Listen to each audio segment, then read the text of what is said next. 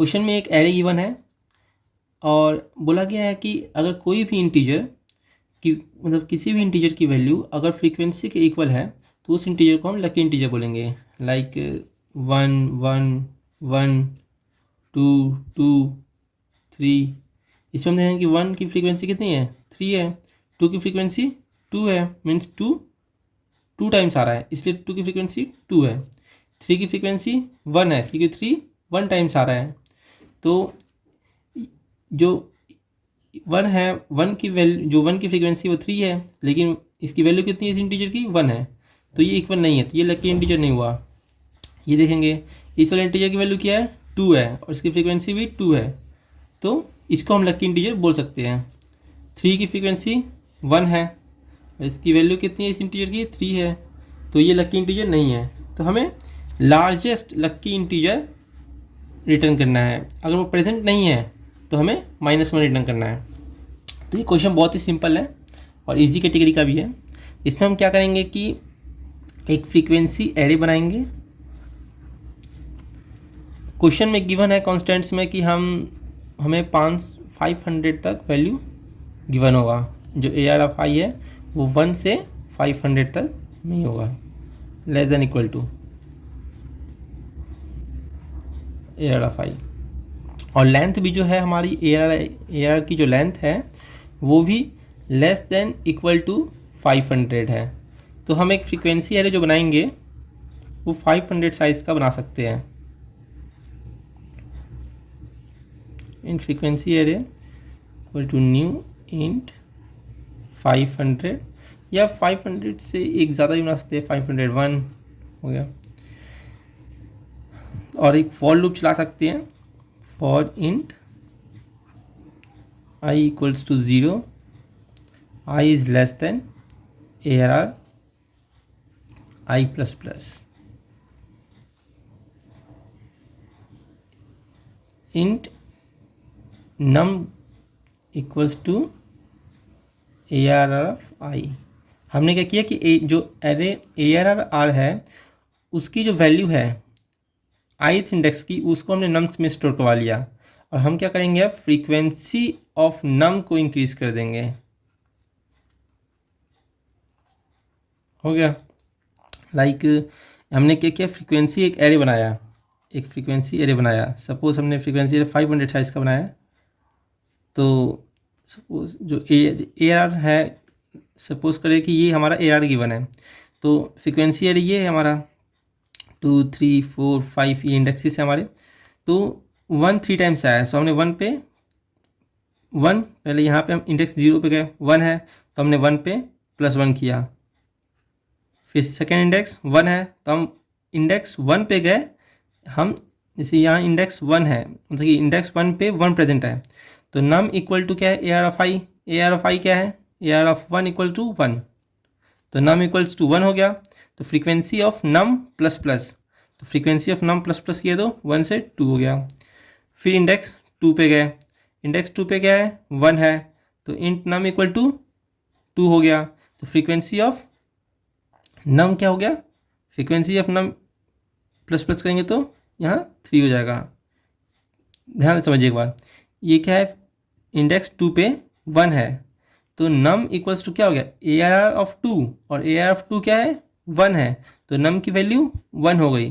तो frequency of num plus plus, मतलब frequency of 1 plus plus, तो 1 को हमने प्लस प्लस किया तो 3 हो गया।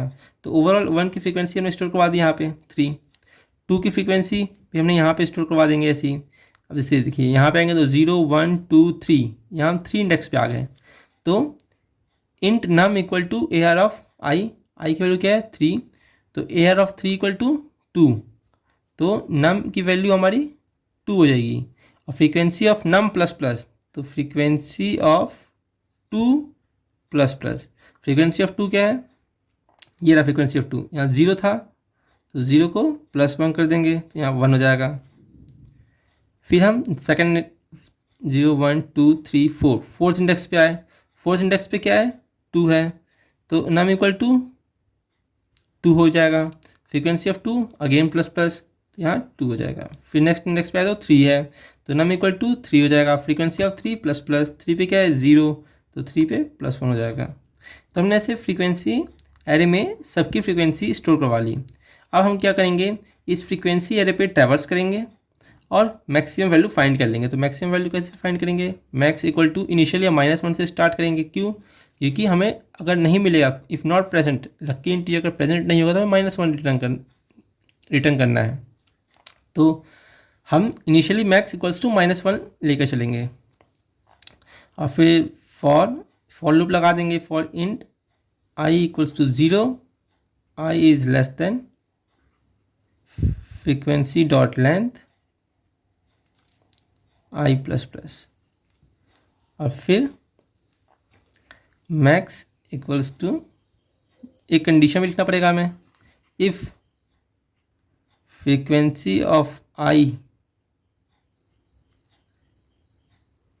Equals to i, then max equals to math dot max of max comma frequency of I, max comma I। हमने फ्रीक्वेंसी ऑफ आई क्यों लिया, क्योंकि तो फ्रीक्वेंसी है ना, नंबर थोड़ी है। नंबर तो हमारा आई है। अगर नंबर हमारा 2 था तो हमने 2 पे इंडेक्स, अगर नंबर हमारा 2 था तो 2 पे हमने +1 किया है, 3 था तो 3 पे +1 किया है, 1 था तो 1 पे हमने +1 करके फ्रीक्वेंसी स्टोर करवाया। इसलिए हमने फ्रीक्वेंसी ऑफ आई नहीं लिखा, आई लिखा, क्योंकि आई हमारा एक्चुअल नंबर है। आई हमारा जो है एक्चुअल नंबर है, इसलिए हमने maths dot max of max comma I. तो इन दिस वे हमारा जो मैक्स है वो इक्वल्स टू आ जाएगा 3, और हम 3 को रिटर्न कर देंगे, क्योंकि यहाँ पे जो मैक्सिमम वैल्यू है क्या है, 3 है। तो max dot max equal to max of I, यहाँ से आई इक्वल टू 0 से स्टार्ट नहीं करेंगे तो 0 हो जाएगा, दिक्कत हो जाएगी। आई इक्वल टू 1 से स्टार्ट करेंगे। क्वेश्चन में भी गिवन है कि हमें जो एयर ऑफ आई है वो 500 और 1 से बीच में है। अब हम कोड कर लेंगे।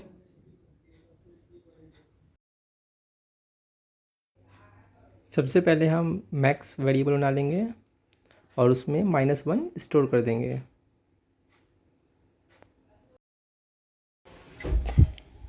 अब फ्रीक्वेंसी एरे बना लेंगे हम, 505 साइज़ का बना लेंगे।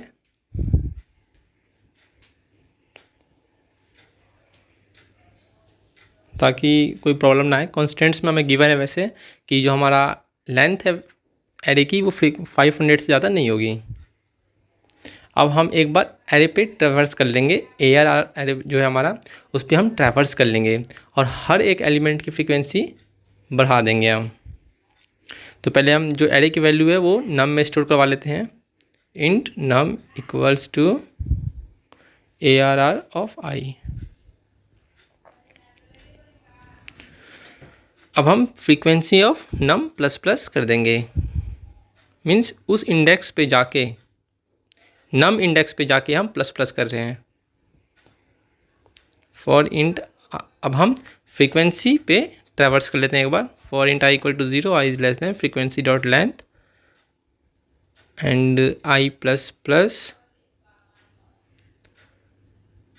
अब हम कंडीशन लिखेंगे अपना, if frequency of I equals to I then max equals to math dot max of max comma I.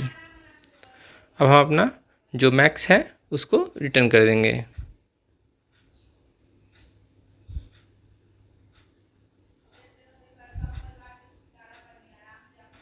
Return max.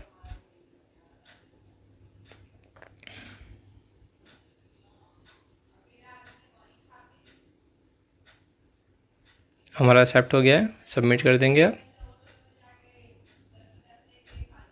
Submit भी हो गया है।